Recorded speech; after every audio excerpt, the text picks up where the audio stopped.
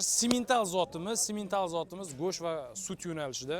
O'zbekistonda ham juda ham ko'p fermer xo'jaliklar simental zotini ma'qullab kelgan.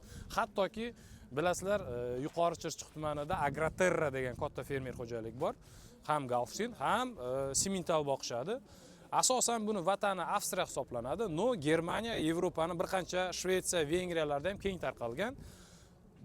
Butun dunyo buni juda ham sevadi. Sababi ikkita yo'nalish, ham go'sht, ham sut.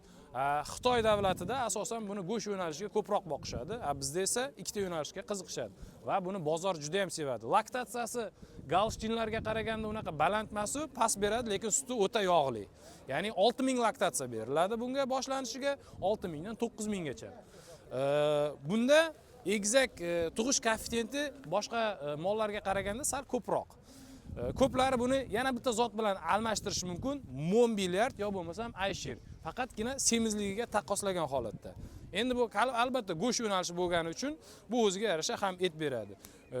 Ko'p insonlarga tavsiya qilib qolaman. Albatta hozirgi kunda biz O'zbekistonda juda ham tanqis va kam bo'lib qoldi, chunki yo'llar bekilgani uchun import eksportlar ham ancha qiynalib qolgan.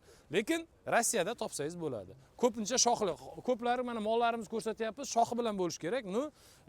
Maxsus fermer xo'jaliklarda bularning shoxlari kuydiriladi. Sababi shox kuydirilganidan keyin transportirovka jarayoni ham oson bo'ladi va bir-biriga travma yetkazmaydi. Personallarga ham travma yetkazmaydi. O'shaning uchun haqiqiy toza zotlar fermadan chiqqan holatda, ya'ni shoxsiz bo'ladi. Aziz do'stlar, ma'lumot o'z o'rnida ma'qul bo'ladigan bo'lsa, like bosib, chorvadorlarga jo'natib qo'yamiz. Sog' bo'linglar, salomat bo'linglar.